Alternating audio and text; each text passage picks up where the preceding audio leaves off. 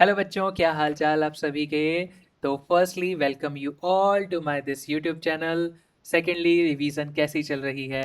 तो मेनली ये जो वीडियो होने वाली है ये रिवीजन के ऊपर है कि आपका बेटा एग्ज़ाम्स आने वाले हैं बोर्ड के, है ना। 10 मार्च को क्लास 10th के बच्चों के एग्ज़ाम है और 8 मार्च को क्लास 12th में जो बच्चे हैं उनका मैथमेटिक्स का एग्ज़ाम है।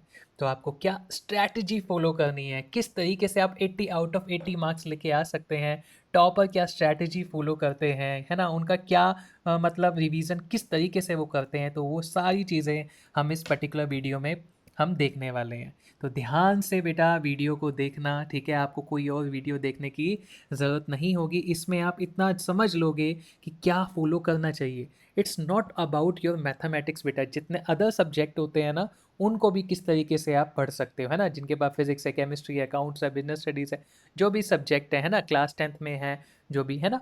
तो क्या फॉलो करना है आपको जिससे आप मैक्सिमम मार्क्स लेके आ सकते हो। और बेटा ये ईजिली अचीवेबल है, बस आपको कंसिस्टेंसी और जो मैं आपको बताऊंगा स्ट्रैटेजी उसको बस फॉलो करना है अच्छे से। तो without wasting any time let's start the class. तो चलिए बेटा शुरू करते हैं। देखो बेटा, जो भी 10th क्लास में बच्चे हैं या 12th क्लास में हैं, दोनों के लिए सेम स्ट्रेटजीज है, ठीक है ना। 10th क्लास में जो बच्चे हैं उनको पता है कि उनको 14 चैप्टर है मैथमेटिक्स में, 12th क्लास में है 13 चैप्टर, ठीक है। तो फर्स्ट 15 डेज में आप क्या करेंगे और फर्स्ट लास्ट 15 डेज में आपको क्या करना चाहिए, दो पार्ट में मैंने डिवाइड किया है, ठीक है ना। तो फर्स्ट 15 डेज में आप क्या करेंगे बेटा। फर्स्ट 15 डेज में मैं एक नॉर्मल सिनेरियो लेके चल रहा हूँ फर्स्ट 15 डेज में, कि आपने कंसेप्ट पढ़ा है, क्वेश्चंस लगाए हैं, बट आपको फिर से लगाने हैं, ठीक है ना। आपने पढ़ी है सारी चीज़ें बट फिर से आपको करनी है, क्योंकि एक एक चैप्टर लेके जाएंगे आप। तो फर्स्टली फर्स्ट चैप्टर को उठाओ, फिर सेकंड चैप्टर इस तरीके से, या फिर जिस जो इजी लगते हैं वो पहले कर लो, या जो पहले हार्ड लगते हैं वो कर लो, ये आपके ऊपर है। बट इन 15 डेज में आपको फिनिश करने हैं। तो एक दिन में 2 चैप्टर भी 3 चैप्टर भी आप इजीली फिनिश कर सकते हैं। तो किस तरीके से करेंगे, देखो टॉपिक होंगे छोटे छोटे। पहले आप क्या कर लीजिए, कंसेप्ट्स को अच्छे से पढ़ लीजिए, है ना। कंसेप्ट को समझ लो किस तरीके से, क्या है फॉर्मूला है, क्या कहना चाह रहा है ना। कोई भी जैसे क्वाड्रेटिक इक्वेशन है या फिर आपका कोई इंटीग्रल का है, डिफरेंशियल इक्वेशन है ना, कोई भी है, अलग अलग टॉपिक है। ऐसे मत समझना बेटा जो क्लास 10th में 12th में दोनों का सेम ही सिनेरियो है। आप अपने हिसाब से सोचो, है ना। 12th क्लास में जो उसके चैप्टर्स हैं आपके, वो उस तरीके से सोचो, 10th क्लास में उस तरीके से सोचो। सेम ही स्ट्रैटेजी होती है बेटा, क्योंकि बोर्ड एग्जामिनेशन है, आपको बाहर ही एग्ज़ाम देने जाना है स्कूल से, है ना। अपने स्कूल से दूसरे स्कूल में आप जाएंगे ना, तो क्या चीज़ें आपको फॉलो करनी है, ठीक है ना। क्योंकि पैनिक मोड भी आता है बेटा, क्योंकि आप गए नहीं होते हैं। 10th क्लास वाले फर्स्ट टाइम जा रहे होते हैं दूसरे स्कूल में एग्ज़ाम लिखने, 12th क्लास वाले गए होते हैं, स्टिल फिर भी एक फियर रहता है किस तरीके से होंगी चीज़ें। तो वो भी मैं पूरा एक्सप्लेन करूँगा। कंसेप्ट आपने पढ़ लिया, ठीक है सर। क्वेश्चंस आपने लगा ली सर किसके, एनसीईआरटी के। मैं आपको कहूँगा एनसीईआरटी तो है ही बेटा, प्लस एनसीईआरटी एग्जाम्पलर के भी आप क्वेश्चंस करो। कौन से का सर, एग्जाम्पलर के तो बहुत सारे क्वेश्चन है ना। तो मैं आपको कहूँगा एनसीईआरटी एग्जाम्पलर के बेटा एमसीक्यू क्वेश्चन कर लो। मैं आपसे ज़्यादा नहीं कह रहा, एनसीईआरटी एग्जाम्पलर की एमसीक्यू क्वेश्चन कर लो। एनसीईआरटी पूरे अच्छे से कर लो, जितनी भी एक्सरसाइज है, जितनी भी मिसलेनियस है, वो कर लो। अब आप कहेंगे सर ये तो बहुत क्वेश्चन है, 15 डेज में करेंगे कैसे। बेटा रिपीट करते हैं सेम क्वेश्चन, सेम कंसेप्ट पे कितने सारे क्वेश्चन रिपीट करते हैं, तो सारे क्वेश्चन नहीं लगाने हैं आपको। ऑलरेडी आपने क्वेश्चन लगाए होंगे, कुछ क्वेश्चन तो आपको यूं ही पता चल जाएंगे, है ना, कि सर ये हो जाएंगे। उनको मत करो, थोड़े अलग हैं, थोड़ा सा लेंथी है, उन क्वेश्चंस को लगा लो, है ना। सिंपल सिंपल करने की तो जरूरत नहीं है, वो ऑलरेडी आपने बेटा पूरा साल पढ़ाई पढ़ाई की है, ठीक है ना। तो वो तो दोबारा करने की ज़रूरत नहीं है, ठीक है ना। तो थोड़े अच्छे मिड मतलब एवरेज क्वेश्चन या थोड़े हार्ड टाइप वो क्वेश्चन आप कर लो। अब कुछ क्वेश्चन नहीं होंगे, आपको सॉल्यूशन देखना पड़ेगा, तो उनको क्या करो, मार्क्ड कर लो, है ना। मार्क करके रख लो, मार्क्ड दोज वन जो आपसे नहीं हुए, दोज वन जिसमें क्या आपको फेस हुई डिफ़िकल्टी, डिफ़िकल्टी कह लो या क्वेश्चन नहीं हुए, क्वेश्चन नहीं हुए उनको आपको मार्क करना है, ठीक है। क्योंकि जब आप दोबारा से, है ना, दोबारा से उन क्वेश्चन को, ऐसा तो है नहीं कि एक बार कर लिया उसके बाद एग्जाम टाइम पे आप नहीं देखते, उन क्वेश्चंस को देखते ही हो ना, रिवीजन तो इस तरीके से ही करते हो। तो उन क्वेश्चन को आपको दोबारा से देखना है, ठीक है। तो फर्स्ट 15 डेज में NCERT, NCERT exemplar, MCQ. Time बचता है, क्योंकि मैं ये नहीं कह रहा सिर्फ मैथमेटिक्स को ही लेके बैठ जाओ, और भी सब्जेक्ट आपको करने होंगे, है ना। टाइम मैनेजमेंट तो करना ही पड़ेगा। तो एनसीईआरटी, एनसीईआरटी एग्जाम्पलर, एमसीक्यू तो कर लोगे एटलीस्ट। हाँ सर, ये कर लेंगे, है ना, क्वेश्चंस लगा लेंगे जो सेम पैटर्न पे रिपीट है, एक एक दो दो क्वेश्चन उसके लगा लेंगे, ऐसे कर लेंगे हम, है ना, इजी है, ऐसा नहीं है बहुत सारे, कम से कम 200-300 क्वेश्चन आपको करने हैं, ऐसा नहीं है, आप कर लोगे, ठीक है। ये 15 डेज कुछ इजी चैप्टर भी होते हैं तो वो फटाफट हो जाएगा। क्लास 10th में मैं बात करूँ, लीनियर प्रोग्रामिंग हो, बहुत ईजी चैप्टर है, फटाफट हो गया। इनवर्स ट्रिग्नोमेट्री बहुत ईजी है, ज़्यादा नहीं है उसमें। क्लास 10th में भी कितने सारे टॉपिक है जो बहुत ईजी हैं, ज़्यादा क्वेश्चंस नहीं है उसके, बस आपको बेसिक कंसेप्ट समझना है, क्वेश्चन कैसा भी आए आप कर लोगे, यस और नो, है ना ऐसा। ठीक है, ये चीज़ आप समझ गए कि एनसीईआरटी एग्जाम्पलर की एमसीक्यू, जिन बच्चों को टाइम बचता है, ये इस टाइम के बाद मैं सजेस्ट करूंगा आप बेटा पीवाईक्यू भी करो। हर चैप्टर के लास्ट 5 ईयर एटलीस्ट, मैं 10 ईयर नहीं कह रहा, लास्ट 5 ईयर के आप पीवाईक्यू कर लो। आपके पास पीवाईक्यू की एक बुक होगी, है ना, जो आपने परचेज की होगी, प्रीवियस ईयर क्वेश्चंस कर लो, ठीक है।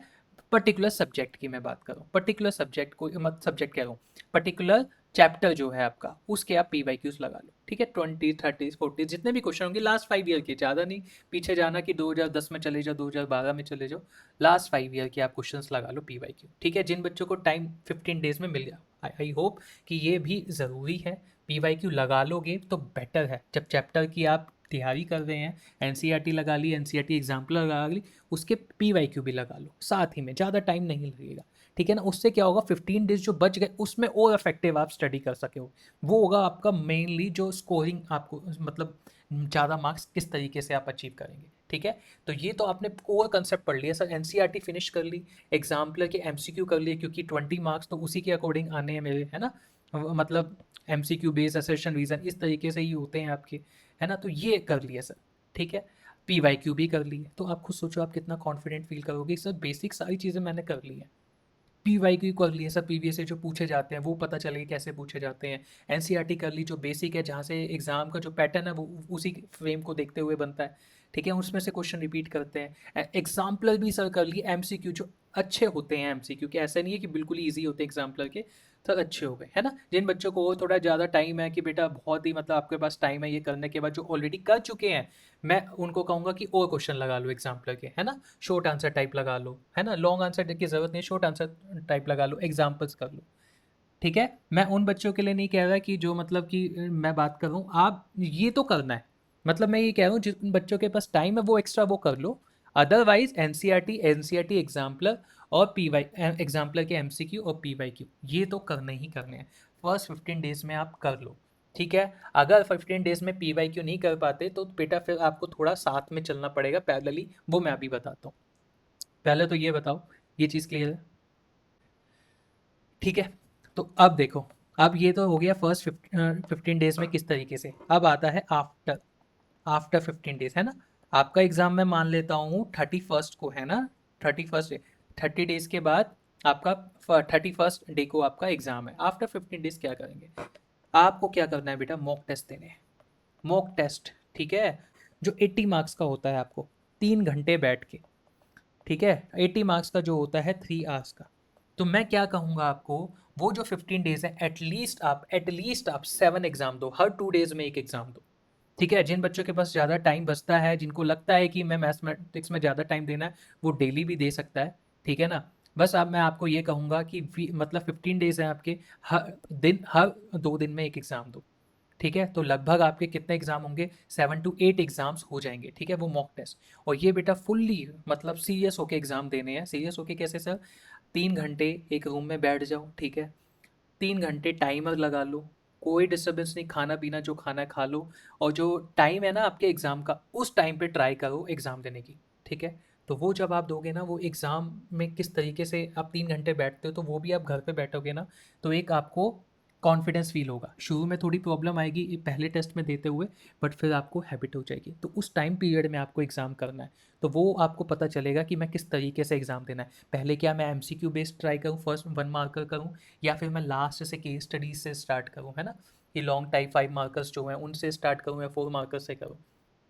तो पहले तो पहले एग्जाम में वो देना कि फर्स्ट से स्टार्ट करते हैं, फिर क्या करना लास्ट से देखना, तो देखना आपको किस में कॉन्फिडेंस फील हो रहा है। तो ये भी ज़रूरी होता है बेटा, पैनिक क्यों क्रिएट होता है, पहले तो आप शुरू में से दे रहे थे, एग्जाम में जाके आप 5 मार्कर में से दे रहे हो, 4 मार्क वाले पहले कर रहे हो, तो वो पैनिक क्रिएट हो जाता है।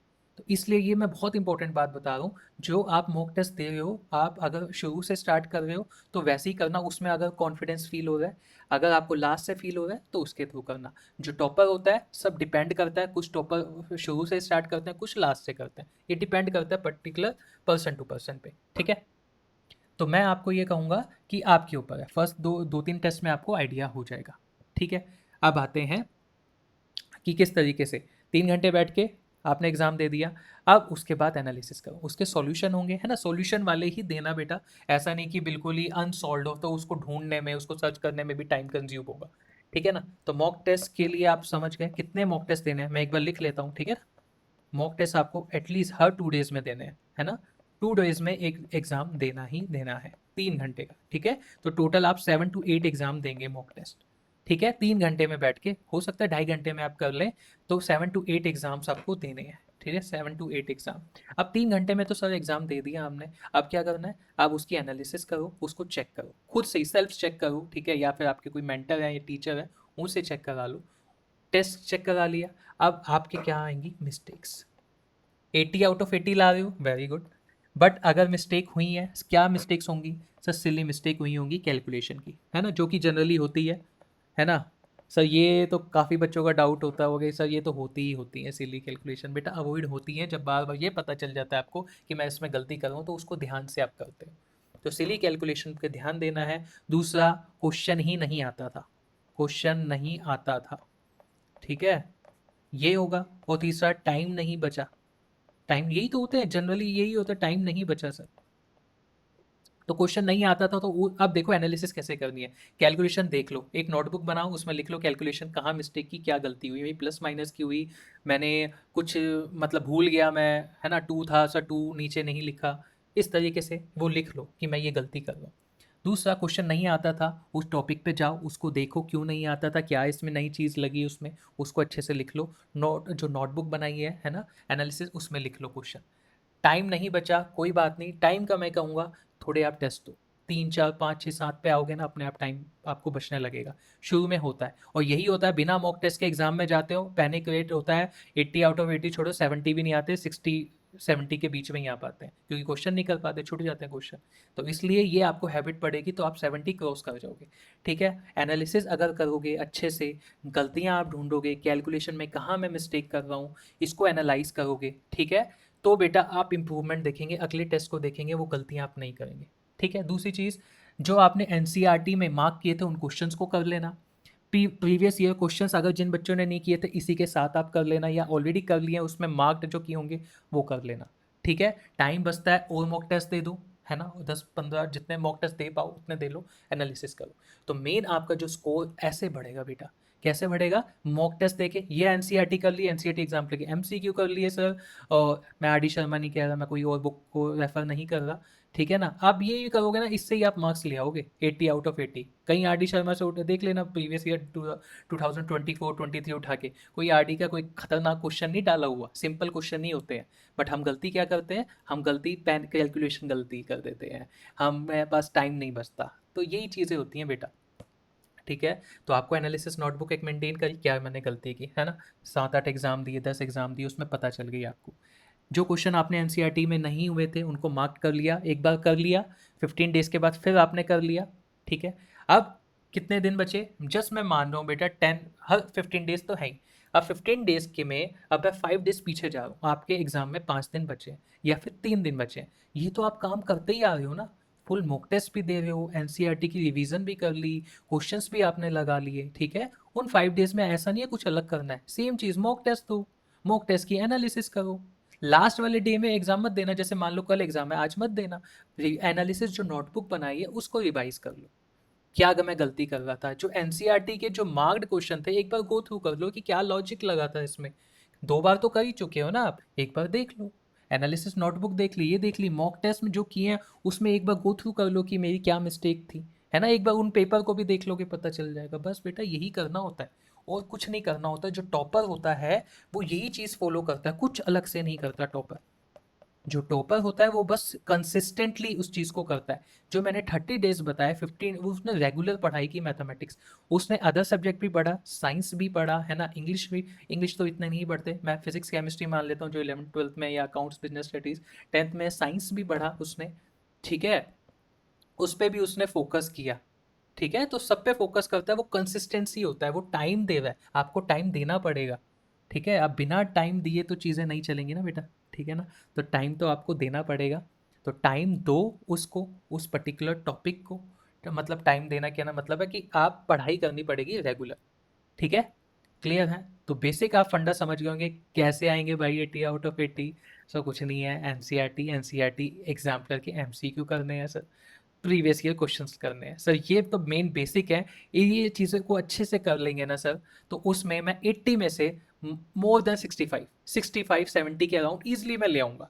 अब बात आती है जब मॉक टेस्ट दोगे, जो टाइम मैनेजमेंट होता है, जो सिली मिस्टेक करते हो, वो कैसे ओवरकम होंगी सर? मॉक टेस्ट देंगे, मॉक टेस्ट दोगे, उसकी एनालिसिस करेंगे। मॉक टेस्ट दे दिया, ठीक है, तो उससे कॉन्फिडेंस आया, 5 मार्क्स, 5 to 10 मार्क्स ऐड कर दो सर, 75 के अराउंड।